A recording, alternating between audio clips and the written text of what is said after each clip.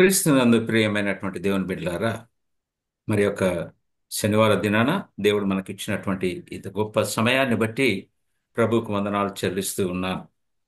ఏది ఏమైనా తిరిగి ప్రభు మనతో ఈ దినాన ఈ సమయంలో మాట్లాడటానికి సిద్ధంగా ఉన్నాడు.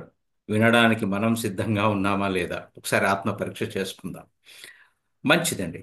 వాక్యంలోకి వెళ్తే, క్రీస్తునందు ప్రియమైన దేవుని బిడ్డలారా, లేఖన భాగాలు అన్నీ కూడా చాలా జాగ్రత్తగా గమనించాలని ప్రభు మనకి వాక్యాన్ని ఇచ్చాడు. అక్షరంగా మనము దీన్ని చూసేదానికంటే దేవుని యొక్క ఉద్దేశం ఏంటి, ఆత్మ ఎందుకు ఈ మాటలు రాశాడు, దేని కొరకు అన్నటువంటిది మనం పరీక్ష చేసుకొని అలాగ ముందుకు సాగితే ఈ వాక్యం నుంచి మనకు ఆ, ఎంతో మేలు జరుగుతుందని నేను నమ్ముతూ ఉన్నాను. అందుకే కూడి వచ్చిన మీకు అందరికీ నేను, అలాగే తర్వాత వినబోతున్నటువంటి వారికి కూడా నేను చెప్పేది ఏంటనంటే, ఈ వాక్యాన్ని జాగ్రత్తగా ఆత్మ మనల్ని పురికొల్పిన కొలది ధ్యానం చేస్తే ఆయన జ్ఞానముతో అందులో ఉన్నటువంటి నిగూఢమైనటువంటి సత్యాలు బయలుపరుస్తాడు. ఈ దినము ప్రభు మనతో అదే చేయబోతున్నాడు. మత్తయి రాసినటువంటి సువార్తలో 6వ అధ్యాయము 33వ వచనాన్ని ఆ సగభాగం ధ్యానం చేద్దామని ఆశపడుతూ ఉన్నాను. అందులో రెండు మాటలు ఉన్నాయి. ఆ రెండు మాటల్లో మొదటి మాటను మాత్రము మనం ధ్యానం చేద్దాం. మత్తయి రాసినటువంటి సువార్త 6వ అధ్యాయము 33వ వచనంలో ఆ, అదంతా చదువుతాను. మొదటిది మాత్రం మనం చూద్దాం. కాబట్టి మీరు ఆయన రాజ్యమును నీతిని మొదట వెతుకుడి. రెండవది ఏమంటే, అప్పుడు అవన్నీ మీకు అనుగ్రహించబడును అని అంటాడు. అప్పుడు అవన్నీ మీకు అనుగ్రహించబడును అన్నటువంటి అప్పుడు అవన్నీ అని అంటున్నాడు. అంటే పైన కొన్ని విషయాలు చెప్తాడు. ఏంటి? 25వ వచనం నుంచి 31వ వచనం వరకు చూస్తే దేని గురించి కూడా మీరు చింతించకుడి అని చెబుతూ, అప్పుడు ఎప్పుడు మొదట ఆయన రాజ్యాన్ని, ఆయన నీతిని వెదకితే ముందు చేయాల్సినటువంటి పని ఏదో చెప్పాడు. ఈ 5, 6, 7, 8 అధ్యాయాలు నేను ఇంతకుముందు కూడా చెప్పాను. ఇవన్నీ కూడా యేసుక్రీస్తు ప్రభువుల వారు జనసమూహం ఆయనను వెంబడించినప్పుడు ఒక కొండ ఎక్కి అందులో అక్కడ కూర్చుండగా ఆయన యొద్దకు ఆయన శిష్యులు అలాగే జనసమూహం వచ్చినప్పుడు ఆయన వారితో మాట్లాడిట ఈ సందర్భం ఇది. ఇక్కడ 5వ వచనం నుంచి చూస్తే ధన్యతల గురించి చెబుతాడు. ఆ తర్వాత ధర్మశాస్త్రాన్ని గురించి ఎందుకు ఇదంతా చెప్పాడు, దాని యొక్క ఆ, ఆజ్ఞలు ఏంటి అన్నటువంటి విషయాలన్నీ చెప్పుకుంటూ వచ్చి 7వ అధ్యాయంలో కూడా కొన్ని విషయాలు చెబుతూ 8వ అధ్యాయంలో ముగిస్తాడు. ఆయన కొండ దిగి వస్తాడు అనమాట. 6వ అధ్యాయంలో కొన్ని ప్రాముఖ్యమైనటువంటి సంగతులు చెబుతాడు. ఏంటి ఇవేనంటే, నీతి కార్యాలు చేసేటప్పుడు 6వ అధ్యాయం 1వ వచనం జాగ్రత్తగా గమనించండి. నీతి కార్యాలు చేసేటప్పుడు జాగ్రత్త పడుడి అని అంటాడు. చూద్దాం. మనుష్యులకు కనబడవలెనని వారి ఎదుట మీ నీతి కార్యము చేయకుండా జాగ్రత్త పడండి. ఎవరి ఎదుట? మనుష్యుల ఎదుట మన నీతి కార్యాలు ఉండకూడదు అని క్లియర్గా దేవాది దేవుడు చెబుతూ ఉన్నాడు. అలా మనకు హెచ్చరిక ఇస్తూ 2వ వచనం నుంచి 4వ వచనం వరకు జాగ్రత్తగా చూస్తే అక్కడ ఎవరికైనా మనము సహాయం చేసేటప్పుడు, ధర్మం చేసేటప్పుడు ఎలా చేయాలి అన్నటువంటి విషయాలు అక్కడ చెబుతాడు. చెబుతూ మొట్టమొదట ఒక వార్నింగ్ ఇస్తాడు, ఒక హెచ్చరిక చేస్తున్నాడు. ఏమంటాడు చూడండి. 2వ వచనంలో, కావున నీవు ధర్మము చేయునప్పుడు మనుష్యుల వలన ఘనత పొందవలెనని అని అంటాడు. మనుష్యుల మెప్పు మనకు అవసరం లేదు అంటున్నాడు ఇక్కడ. మనుష్యుల ఘనత మనకు అక్కర్లేదు అంటున్నాడు. మనుషులు అసలు లెక్కకే లేదు అంటున్నాడు. మరి ఎవరు కావాలి? ఆయన కావాలి. ఆయన మెప్పు కావాలి. ఆయన ఘనత కావాలి. దానికోసం మీరు ధర్మం చేయండి అని చెబుతూ, తర్వాత ఒక ప్రాముఖ్యమైనటువంటి మాట ఉంది. వేషధారులు సమాజ మందిరములలో వీధులలో చేయులాగున మీరు అలా చేయకండి అంటాడు. వేషధారుల వలె, వేషధారులు, వేషధారులు అంటే ప్రిటెండ్ చేసేవాళ్ళు, యాక్టింగ్ చేసేవాళ్ళు. అలా మీరు ఉండకండి, అలా మీరు ఉండకూడదు. ధర్మం చేసేటప్పుడు ప్రభు మిమ్మల్ని హెచ్చరించిన కొలది మీరు ధర్మం చేయండి. మీ ధర్మము ఎలా ఉండాలంటే, ఈ చేత్తో చేస్తే ఈ చేతికి తెలియకూడదు, ఈ చేత్తో చేస్తే ఈ చేతికి తెలియకూడదు అని హెచ్చరిక చేస్తూ ఉన్నాడు. అలాగే 5వ వచనం నుంచి కిందికి వస్తే 15 వచనాల వరకు ప్రార్థన ఎలా చేయాలో అక్కడ కొన్ని విషయాలు చెప్తాడు. విధానాలు చెబుతూ ఉన్నాడు. ధర్మం చేసే విధానం ఎలా ఉండాలి, మనుషుల ఘనత కొరకు చేయకండి. ప్రార్థన విధానము చెబుతూ ఉన్నాడు. ప్రార్థన కూడా అక్కడ చెబుతాడు. ఆ మాటనే మళ్ళీ రిపీట్ చేస్తాడు.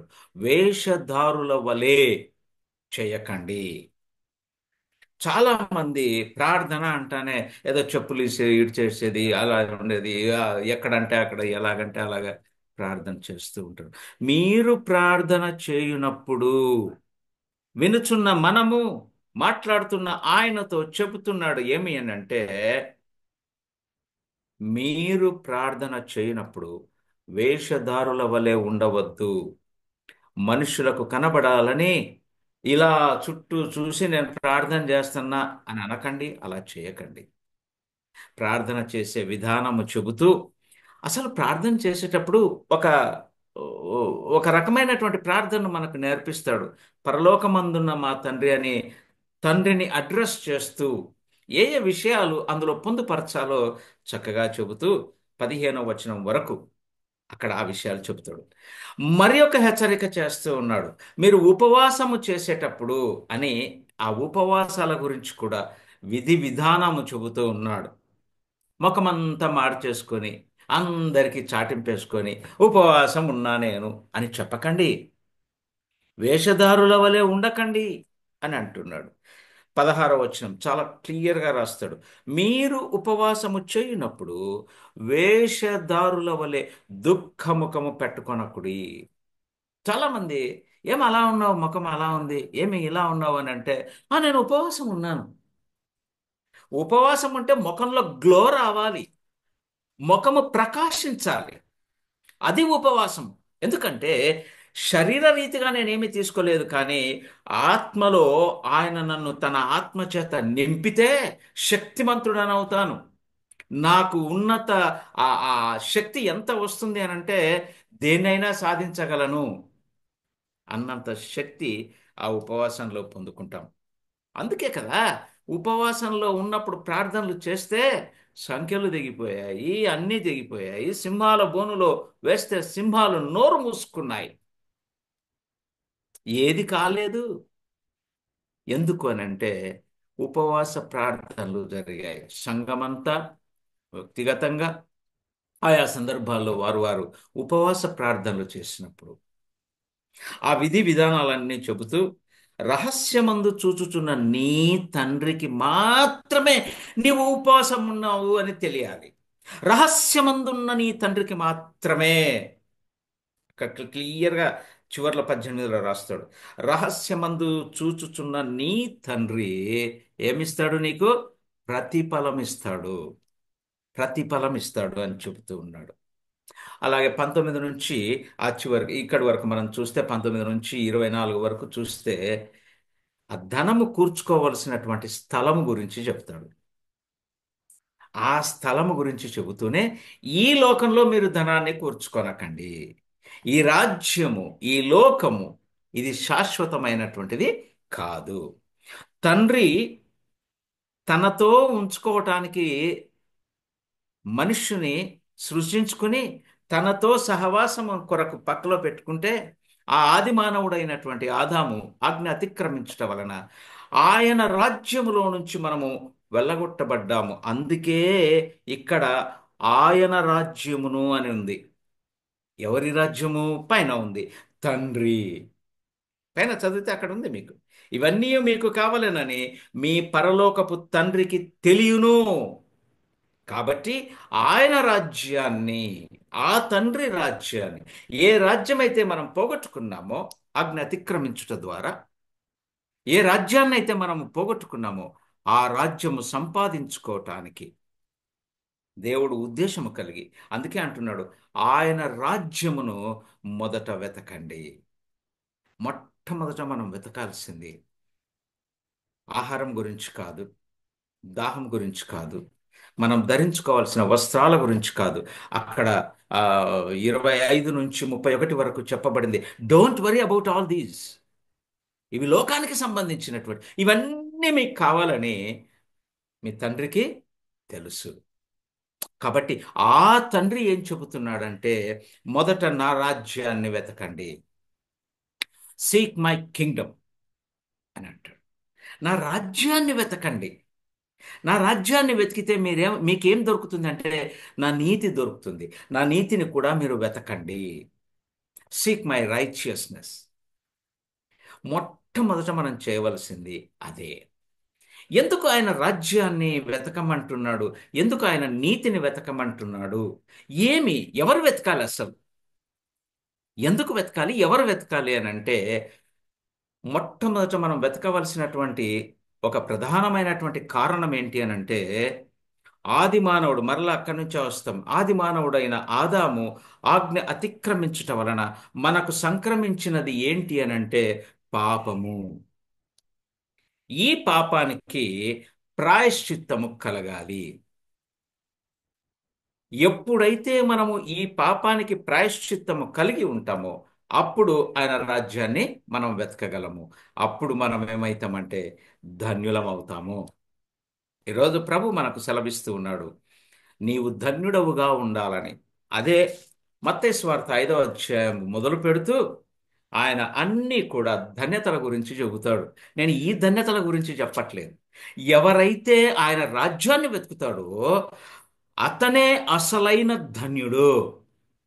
ఎవరైతే ఆయన నీతిని వెతుకుతారో, ఆయన నీతిని అనుసరిస్తారో, ఆయన నీతిని ఒప్పుకుంటారో అతనే నిజమైన ధన్యుడు. ఇది ఆయన చెబుతూ ఉన్నాడు. ఆత్మ విషయమై దీనులైన వారు ధన్యులు, ఆయనను వెతికే వారందరూ ధన్యులు, ఆయనను అనుసరించే వారందరూ ధన్యులు. అంత ధన్యులే, కాదనట్లేదు. కానీ మొట్టమొదటిది ఎవరు ధన్యులు అని అంటే ఆయన రాజ్యాన్ని వెతకాలి. ఆయన రాజ్యాన్నే వెతకకుండా నువ్వు ఆత్మ విషయమై దీనుడు ఎలా అవుతావు? ఆయన నీతిని అనుసరించకపోతే నీవు ఆత్మ విషయంలో దీనుడు ఎలా అవుతావు? ఈ రెండు, ఇవన్నీ కూడా, ఈ ధన్యతలన్నీ కూడా నీకు కలగాలి అని అంటే మొట్టమొదట, అందుకే ఆయన అన్నాడు అక్కడ, కాబట్టి మీరు ఆయన రాజ్యమును నీతిని మొదట వెతుకుడి. First seek my kingdom and my righteous. మొట్టమొదట చేయవలసినటువంటి పని అది. అప్పుడు ఇవన్నీ కూడా మనకు అనుగ్రహిస్తాడని కిందనే చెప్పాడు. అప్పుడు ఎప్పుడు, ఎప్పుడైతే నువ్వు ఆయన రాజ్యాన్ని వెతుకుతావో, ఆయన నీతిని వెతుకుతావో అప్పుడు ఇవన్నీ కూడా మనకు అనుగ్రహించబడతాయి. అది ఇది మత్తయి సువార్త 5వ అధ్యాయంలో ధన్యతలన్నిటి గురించి చెబుతూ వచ్చి ఎలా ఎలా ఎలా ఎలా ఉండాలో చెబుతూ వచ్చాడు. కాబట్టి మొట్టమొదట మనము ధన్యులము కావాలి అని అంటే, మనము నేను ధన్యుడను అని పిలువబడాలంటే ఎవరి చేత? మనుషుల చేత కాదు. అందుకే ఇక్కడ మనుషుల గురించి చెబుతూ వచ్చాడు. నీతి కార్యాలు, ధర్మాలు, ఏదైనా ప్రార్థన ఏదైనా సరే చెయ్యాలనుకున్నప్పుడు ఆ ఏమంటారు, రహస్యమందు చూచుచున్నటువంటి తండ్రికి కనపడేటట్లు చేయాలి. ఆ రహస్యమందు చూచే తండ్రికి కనబడాలంటే మొట్టమొదట మనము ఆయన రాజ్యాన్ని వెతికితే అప్పుడు ఆయన మనల్ని చూస్తాడు, అప్పుడు మనల్ని గమనిస్తాడు ఆయన. అందుకే మనము చేసినటువంటి పాపములకు ప్రాయశ్చిత్తం పొందాలి మొట్టమొదటగా. ఈ ప్రాయశ్చిత్తము పొందాలంటే ఎలా పొందగలము అన్నటువంటిది దావీదు చక్కగా చెబుతాడు తను రాసినటువంటి 32వ కీర్తనలో. దయచేసి ఆ మాట చదువుకుందాం. దావీదు రాసినటువంటి కీర్తనల గ్రంథము 32వ అధ్యాయంలో ఆ, ఏమంటాడంటే, తన అతిక్రమములకు పరిహారము నొందినవాడు అని అంటాడు. ఎవరైతే అతిక్రమములు చేశాడో తాను చేసినటువంటి తన అతిక్రమములకు పరిహారం పొందాలి. అంత మాత్రమే కాకుండా తన పాపమునకు ప్రాయశ్చిత్తము పొందాలి. ఇది పొందినటువంటి వాడే ధన్యుడు అని అక్కడ చక్కగా రాస్తాడు. సో నీవు ధన్యుడవు అని పిలువబడాలంటే మొట్టమొదట నీ జీవితంలో జరగవలసింది నీవు చేసినటువంటి పాపమునకు ప్రాయశ్చిత్తం కలగాలి. అంత మాత్రమే కాకుండా పరిహారము చెల్లించబడాలి. నీవు చేసినటువంటి, అందుకే దావీదు మహారాజు అంటాడు ఈ 32వ అధ్యాయంలో కొన్ని విషయాలు చెప్తాడు. 5వ వచనంలో ఏమంటాడంటే, నా దోషమును కప్పుకొనక ఇది జాగ్రత్త సుమి. అందరు ఏం చేస్తారంటే పాపాలు ఒప్పుకుంటారు కానీ కొన్ని సీక్రెట్ అలాగే పెట్టుకుంటారు. ఇక్కడ దావీదు మహారాజు ఏమంటున్నాడంటే, నా దోషమును కప్పుకొనక, నేనేది కూడా దాచిపెట్టుకోకుండా నీ ఎదుట, తండ్రి, అయ్యా, నీ ఎదుట నా పాపమును ఒప్పుకొంటినయ్యా. కప్పుకొనక ఒప్పుకొంటిని. ఎంత చక్కని మాట దావీదు మహారాజు సెలవిస్తూ ఉన్నాడు చూడండి. అందుకే ఆయన ధన్యుడు. ఆయన మొట్టమొదట చేసినటువంటిది తన పాపానికి ప్రాయశ్చిత్తము అడిగాడు, పొందుకున్నాడు, ధన్యుడయ్యాడు. ఆయన రాజ్యాన్ని వెతికాడు, ఆయన నీతిని అనుసరించాడు. అందుకే దావీదుకు అన్నీ కూడా అటు పిమ్మట సమస్తమును కూడా దావీదుకు అనుగ్రహించబడ్డాయి. తెలీదా తండ్రికి? నీకేం కావాలో తెలీదా తండ్రికి? తెలుసు. అందుకే ముందు మనం చేయాల్సింది చేస్తే ఆయన అవన్నీ కూడా అనుగ్రహిస్తాడు అని చెప్తాడు. అలాగే 25వ కీర్తనలో కూడా చక్కని మాట రాస్తాడు. దావీదు రాసినటువంటి కీర్తనల గ్రంథం 25వ కీర్తన 11వ వచనంలో ఒక మాట, యెహోవా పాపాలు ఎలాంటివో కప్పుకొనకుండా అని చెబుతూ, ఎంతటివి అనంటే, నా పాపము బహుఘోరమైనది. ఆయన చేసినటువంటి పాపము మనకందరికీ తెలిసింది. ఆయన ఒప్పుకుంటున్నాడు, అయ్యా యెహోవా దేవ, తండ్రి, నా పాపము బహుఘోరమైనది. నీ నామమును బట్టి, నీ నామమును బట్టి దానిని క్షమించయ్యా అంటే క్షమించేస్తాడు ఆయన. ఆయన క్షమించేస్తాడు. ఎట్లా క్షమిస్తాడు అని అంటే అంతగా క్షమించేస్తాడు. అందుకే దావీదు మహారాజు తాను రాసినటువంటి మరి ఒక కీర్తన 51లో 1 నుంచి 3 వరకు చూస్తే అక్కడ కూడా అంటాడు, నీ కృప చొప్పున నన్ను కరుణించయ్యా, నీ వాత్సల్య బాహుల్యము చొప్పున నా అతిక్రమాలన్నీ కూడా తుడిచివేయి, తుడిచివేయి, క్లీన్గా చేసేయ్యా. నేను ఇప్పుడు క్లీన్గా నీ రాజ్యమును వెతుకుతాను, నీ నీతిని వెతుకుతానయ్యా అని ఆ దావీదు మహారాజు పలికినటువంటి మాట. ప్రాయశ్చిత్తము కలిగితే ఏం జరుగుతుంది? ఏం జరుగుతుంది? ప్రాయశ్చిత్తం పొందుకున్నాం. ఎలాగ ప్రాయశ్చిత్తము? అతిక్రమాలన్నీ కూడా ఒప్పేసుకున్నాం, పరిహారం చెల్లించాం, ప్రాయశ్చిత్తము కలిగినాం. ఇప్పుడు నేను ధన్యుడనయ్యాను. ఎలా ధన్యుడనయ్యాను? దీనికి ఏంటి అని అంటే యెషయా గ్రంథంలో చాలా చక్కని మనకు ఆ లేకపోతే ఒక అష్యూరెన్స్ ఇస్తాడు. ఏంటో చూద్దాం. నా యెషయా గ్రంథము 43వ అధ్యాయంలో ఒక మాట మనకు జ్ఞాపకం వస్తుంది. ఏమంటాడంటే ఆయన అక్కడ యెషయా ప్రవక్త ద్వారా దేవుడు బయలుపరుస్తున్నటువంటి మాట ఏంటి అని అంటే 25వ వచనంలో, 43వ అధ్యాయం 25వ వచనము, నేనే, తండ్రి మాట్లాడుతున్నాడు, తండ్రినైన నేను నేనే నా చిత్తానుసారముగా, నా ఇష్టముగానే నీ అతిక్రమములను తుడిచి వేయుచున్నాను. అంత మాత్రమే కాకుండా నేను నీ పాపములను జ్ఞాపకము చేసి కొనను. ఇది అస్యూరెన్స్ ఆయన ఇస్తున్నాడండి. పాపమునకు ప్రాయశ్చిత్తం కలగాలని నీవు నా దగ్గరకు వస్తే, అతిక్రమములన్నీ ఒప్పుకుంటే, దావీదు మహారాజు చెప్పినట్లుగా కప్పుకొనక ఒప్పుకుంటే, దేవుడు తండ్రి ఇస్తున్నటువంటి ఆ ఒక నిశ్చయత ఏంటి అనంటే, నేనే నా ఇష్ట ప్రకారంగానే నీ పాపములన్నిటినీ, నీ అతిక్రమములన్నిటినీ కూడా నేను తుడిచివేస్తాను. తుడిచివేయటం మాత్రమే కాదు, ఇకను ఎన్నడూ జ్ఞాపకము చేసుకొనను. దేన్ని? నీ పాపాలను. నిన్ను జ్ఞాపకం ఉంచుకుంటాను, కానీ నీ పాపాలను జ్ఞాపకం చేసుకోను. తూర్పుకు పడమర ఎంత దూరమో నీ పాపములకు నిన్ను అంత దూరపరుస్తాను. Wow, wonderful! ప్రేమ కలిగినటువంటి దేవుడు. నిన్ను గుర్తుపెట్టుకుంటాను, నిన్ను విడిచిపెట్టను. నీవు నా రాజ్యాన్ని వెతుకు, నా నీతిని వెతుకు, నేను నీకు తోడుగా ఉంటాను. నీ పాపాలు ఇకను నేను జ్ఞాపకం చేసుకొనను అని ఒక చక్కని వాగ్దానం ఇస్తాడు. అదే యెషయా గ్రంథం 44వ అధ్యాయంలో 22వ వచనంలో కూడా ఒక చక్కని ఆదరణ కలిగించే మాట. ఎట్లా ఉంటుంది? ఎలా ఆయన మన పాపాలన్నీ, మన అతిక్రమాలన్నీ తీసివేస్తాడంటే, మంచు విడిపోవునట్లుగా. మంచు ఎలా విడిపోతుందండి? ఎప్పుడైతే సూర్యకిరణాలు ఆ మంచును తాకుతాయో, సూర్యకిరణాలు రానంత వరకు మంచు ఉంటుంది.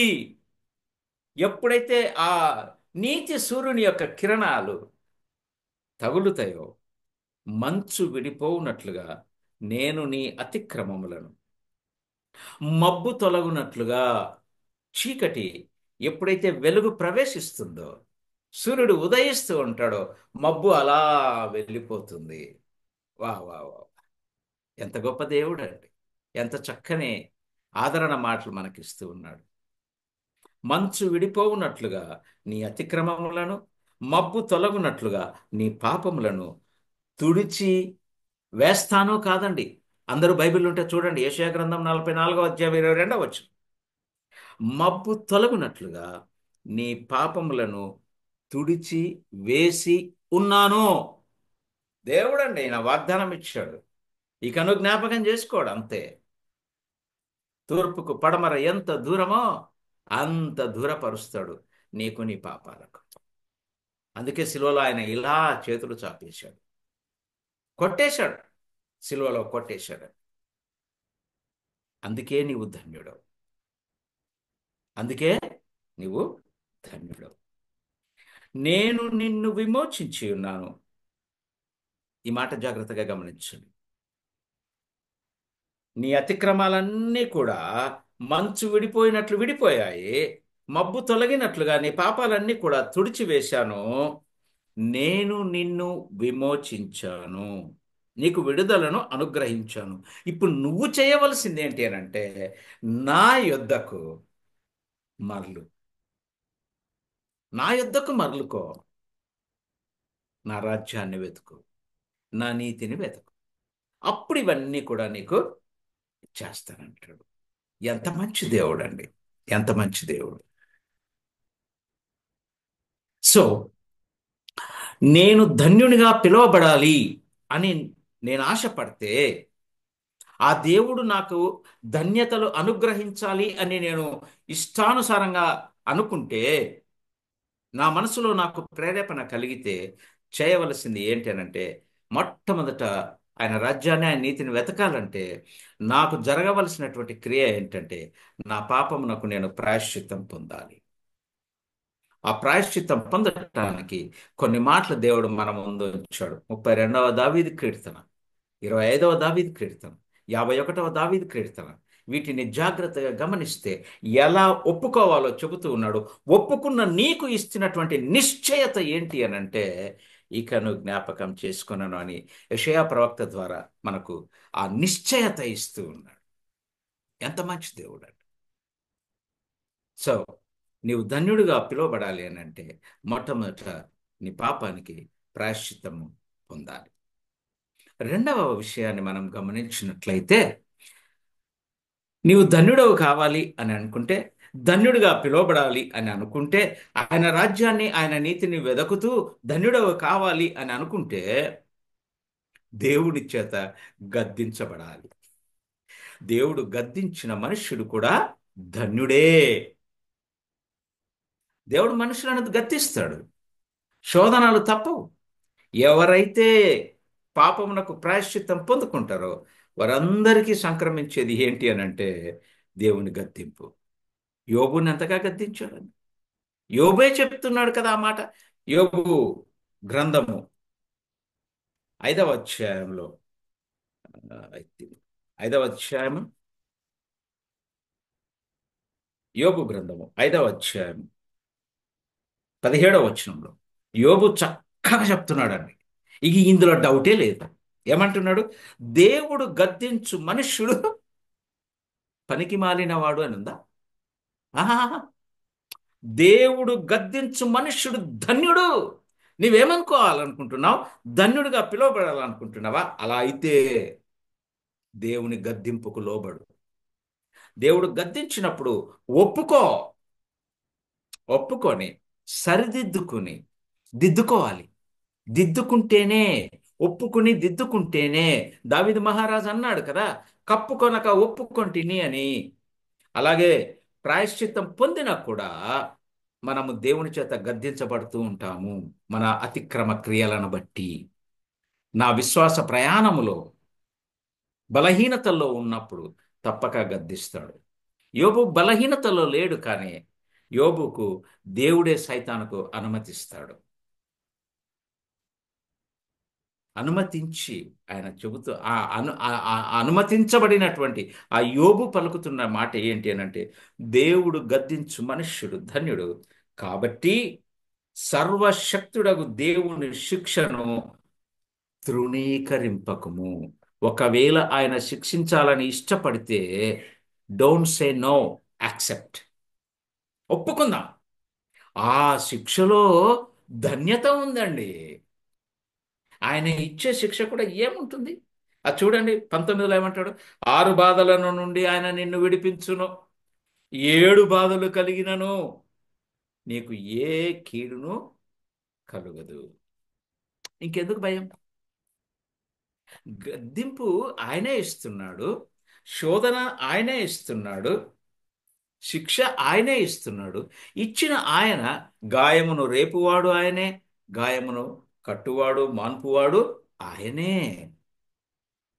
గద్దించింది ఆయనే అయినప్పుడు దానికి మార్గం ఆయన చూపించడా? శిక్షించింది ఆయన అయితే ఆ శిక్ష నుంచి మనకు విడుదల ఆయన కలిగించడా? ఆయనకు తెలుసు. మత్తయి సువార్త 6వ అధ్యాయము 31వ వచనంలో అంటాడు, తండ్రికి సమస్తము తెలుసు.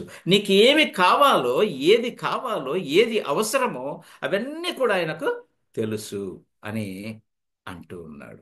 ఎవరు పలికాడు? క్రీస్తు ప్రభువుల వారే పలికాడు, తండ్రికి తెలుసు అని. యేసుక్రీస్తు ప్రభువుల వారి లోకంలో ఆయన జీవించినప్పుడే మత్తయి సువార్త 6వ అధ్యాయంలో మొట్టమొదటిగా మాట్లాడుతూ ఆయన చెప్పినటువంటి మాట, తండ్రికి తెలుసు మీకేం కావాలో అంటాడు. దేవుడు గద్దించు మనుష్యుడు ధన్యుడు. కాబట్టి సర్వశక్తుడగు దేవుని శిక్షను తృణీకరింపకము. ఆయన గాయపరిచి గాయమును కట్టును, ఆయన గాయము చేయును, ఆయన చేతులే స్వస్థపరచును. 6 బాధలలో నుండి ఆయన నిన్ను విడిపించును, 7 బాధలు కలిగినను నీకు ఏ కీడు తగులదు అని అంటాడు. ఇంత చక్కని ఆదరణ కలిగించే మాటలు. ఆయన గద్దించినప్పుడు మనము లోబడి ఒప్పుకోవాలి.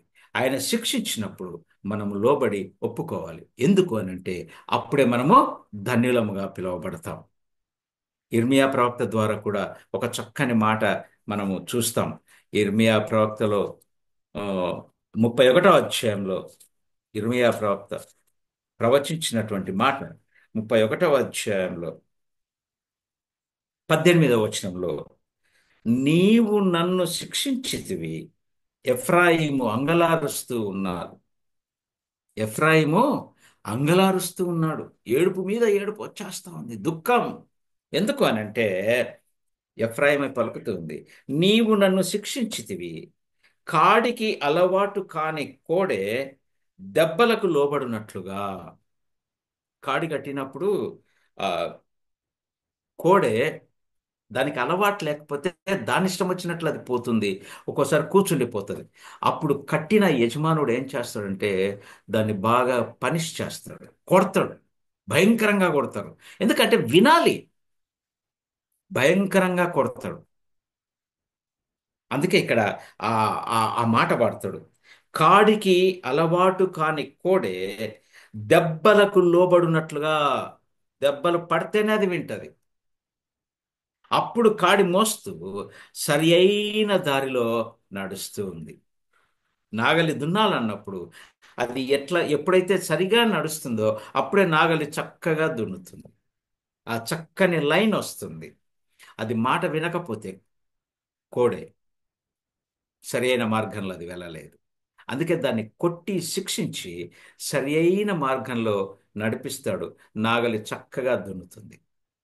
అలా ఉండాలంటే దెబ్బలు తగలాలి. కోడె దెబ్బలకు లోబడినట్లుగా నేను శిక్షకు లోబడుచున్నాను అని ఎఫ్రాయిము అంగలారుస్తూ అంటూ ఉంది. ఊరికే శిక్షించాడా? ప్రేమించలేదా? ఎంతగా ప్రేమించాడో 31వ అధ్యాయం మొదట్లో చెప్తాడు చూడండి. ఏమంటాడు? 3వ వచనంలో, చాలా కాలము క్రిందట యెహోవా నాకు ప్రత్యక్షమై ఇట్లా నేను ఏం చెప్తున్నాడు? శాశ్వతమైన ప్రేమతో నిన్ను ప్రేమించాను కనుక. శాశ్వతమైనటువంటి ప్రేమ అనేది ఓ రోజు ఉండి ఒక రోజు మాయమయ్యే ప్రేమ కాదు. Eternal love. సృష్టి ఆరంభము నుంచి అంతము వరకు ఆయన ప్రేమ ఉంటుందండి. నిలిచి ఉండే ప్రేమ ఆయనది. అలాంటి శాశ్వతమైన ప్రేమతో నేను నిన్ను ప్రేమించుచున్నాను కనుకనే విడువక. ఎన్నిసార్లు మనం వంకర మార్గాల్లో తిరుగుతూ ఉన్నా ఆయన మనల్ని విడిచిపెట్టక కృప చూపుతూనే ఉన్నాడు. శిక్షిస్తూ ఉన్నాడు. మళ్ళీ ఆయన మార్గంలో పెట్టుకుంటూ ఉన్నాడు. మనం సరిగా నడిచేటట్లు చేస్తాడు. మళ్ళీ మనకి ఏదైనా వచ్చినప్పుడు మన వంకర మార్గంలో పోతే మళ్ళీ పనిష్మెంట్ ఇచ్చి మళ్ళీ సరి అయిన దారిలో పెడతాడు. కారణం ఏంటి అనంటే, వినుచున్న నీవు, చెబుతున్న నేను ఆయన దృష్టిలో ధన్యులముగా ఉండాలని ఆయన ఆశ. ఇదొక్కటేనండి. ఆయన మనల్ని ఎలా చూడాలనుకుంటున్నాడంటే, ఆయన రాజ్యంలో, ఆయన శాశ్వతమైనటువంటి రాజ్యంలో ఆయనతో ఉండాలని ఆయన ఆశ. పాపమునకు ప్రాయశ్చిత్తం పొందినటువంటి మనము ఆయన నీతిమంతుడిగా ఉన్నట్లుగానే మనము కూడా నీతిమంతులమై ఉండాలని ఆశపడి ఆయన రాజ్యాన్ని వెతకమంటున్నాడు. ఆయన నీతిని వెతకమంటున్నాడు. అలాగా వెతుకుతూ ఆయనలో నడుస్తూ ధన్యులముగా పిలువబడాలని ఆయన కోరిక. ఆ కోరికను మనం తీరిస్తే అబ్బా ఎంత సంతోషం ఆయనకు. పెద్ద డిన్నరే జరుగుతుంది పరలోకంలో దేవదూతలతో కలిసి. ఆ పరిశుద్ధాత్మ దేవుడు, తండ్రి, కుమారుడు, పరిశుద్ధాత్ముడు, ఓ పెద్ద ఫీస్ట్. ఒక్క ఆత్మ సరి అయిన దారిలో నడిస్తే, ధన్యుడుగా పిలువబడితే గొప్ప విందు జరుగుతుంది. ఎంత సంతోషమో. అదే ఇర్మియా ప్రవక్త చెప్పినటువంటి మాటని హెబ్రీ పత్రికలో గుర్తు చేస్తాడు కదా. నా కుమారుడా, యెహోవా శిక్షను తృణీకరింపవద్దు అంటాడు. ఎందుకు గుర్తు చేస్తున్నాడు అని అంటే, శిక్ష తప్పకుండా వేస్తాడు. ఎందుకంటే మన ఆదాము నుంచి వచ్చిన సంతతి కదా మనం అందరం. లోబడే తత్వం కాదు. వంకర టింకర మార్గాల్లో మన ఇష్టం వచ్చినట్లు పోయేవారు. ఎన్ని చూడలేదండి. బానిస దేశంలో నుంచి తీసుకొచ్చిన వాళ్ళు ఎన్ని అద్భుతాలు చూడలేదు. ఎన్ని ఆయన అద్భుత కార్యములు వాళ్ళు కళ్ళారా చూచి కూడా గొనగలేదా, సనగలేదా? మేము ఆడ దావకుంటిమే, ఆడ సమాధులు లేకుండానా అని అనలేదా? ఇవన్నీ మానవ నైజం. అప్పటి నుంచి ఇదే అలవాటు. దీంతోనే వస్తూ ఉన్నాం. అందుకే అపోస్తలుడైన పౌలు హెబ్రీ పత్రికలో మళ్ళా ఆ మాట రాస్తూ గుర్తు చేస్తూ ఉన్నాడు. నా కుమారుడా, యెహోవా శిక్షించాలని ఆశపడితే శిక్షకు లోబడు. అపోస్తలుడైన పౌలు అంటాడు కదా, నాలో నేను హెచ్చించబడకుండానట్లు నా శరీరంలో ఒక ముళ్ళు పెట్టాడు. అది శిక్ష కాదా? దానికి లోబడలేదు ఆయన. ఉన్నాడు. ఉండని అన్నాడు. ఇది నీ ఉండటం నీ ఇష్టమైతే ఉండని. అలా అప్పుడే మనము ధన్యులం. అదే అపోస్తలుడైన పౌలు ఎంత చక్కని మాట మాట్లాడతాడు కదా. మంచి పోరాటము పోరాడి తిని నా పరుగు కడముట్టించి తిని అన్నాడు. యాకోబు పత్రికలో కూడా మొదటి అధ్యాయం 11, 12 వచనాల్లో ఆ మాట ఉంది. శోధన సహించువాడు ధన్యుడు అంటాడు. కాబట్టి వినుచున్న నీవు ధన్యుడుగా పిలువబడాలంటే మొట్టమొదట పాపమునకు ప్రాయశ్చిత్తము కలిగి ఉండాలి. ఆ పాప ప్రాయశ్చిత్తం ఎలా జరగాలో కీర్తనల గ్రంథంలో నుంచి కొన్ని లేఖన భాగాలు మనం చూచాం. అలాగే దేవుడు గద్దించినప్పుడు ఆ గద్దింపునకు లోబడిన వాడే ధన్యుడు అని యేసుక్రీస్తు ఆ ప్రభువుల వారు సెలవిస్తూ మనతో ఈరోజు మాట్లాడుతున్నాడు. అప్పుడు అన్ని ధన్యతలు మనకు వచ్చేస్తాయి. ఆత్మ విషయమే దీనులైన వారు ధన్యులు అన్నాడు. ఆయనను ఆశ్రయించేవారు ధన్యులు అన్నాడు. ఆయన మార్గములను అనుసరించేవారు ధన్యులు. మనము ధన్యులమే. ఆయన నిమిత్తము కనిపెట్టుకొని ఉండే మనందరము కూడా ధన్యులే. ఆయన వస్తాడని మనమందరము నిరీక్షణతో కనిపెట్టుకొని ఉన్నాం. మనం ధన్యులమే. ఈ ధన్యతలన్నీ మనకు కావాలంటే, నేను ధన్యుడిగా పిలువపడాలంటే జరగవలసినటువంటి కార్యం ఇవి జరగాలి. అప్పుడే మనం ధన్యులంగా పిలువబడతాం. ధన్యుడు ధన్యుడు అని అంటే మాత్రమే మనం ధన్యతలోకి వెళ్ళమండి. ఆత్మ విషయమే దీనులైన వారు ధన్యులు అన్నారని మనం ఇలా చేతులు కట్టుకొని ఉంటే అది ధన్యత కాదు. మొట్టమొదటి ధన్యత ఏంటి అని అంటే ఆయన రాజ్యమును, ఆయన నీతిని వెతకాలి. ఇది జరగాలంటే పాపానికి ప్రాయశ్చిత్తం కలిగి ఉండాలి. అప్పుడు ఇవన్నీ కూడా మనకు అనుగ్రహించబడతాయి అని దేవుడి రాత్రి మనకు సెలవిస్తూ మాట్లాడాడు. దయచేసి వినుచున్న మీరందరూ కూడా అలాగూ మన పాపములకు ప్రాయశ్చిత్తం పొందుకోండి. మనము జీవిస్తున్నటువంటి జీవితంలో ఆయన గద్దింపులు ఉంటాయి, శోధనలు వస్తాయి. వీటన్నిటిని కూడా సహిస్తూ, ఒప్పుకుంటూ, అంగీకరిస్తూ ప్రభు పరిచర్యలో ముందుకు సాగునట్లుగా, ఈ విశ్వాస యాత్రలో ముందుకు సాగునట్లుగా ఆయన రాకడ కొరకు ఎదురు చూచే బిడ్డలంగా ఉంటూ ధన్యులము కావాలని ఈ కొద్ది మాటలు వినిపిస్తూ ఉన్నాడు ఆ దేవాది దేవుడు. అట్టి కృప మనకందరికీ అనుగ్రహించునుగాక. Praise the Lord. Thank you so much.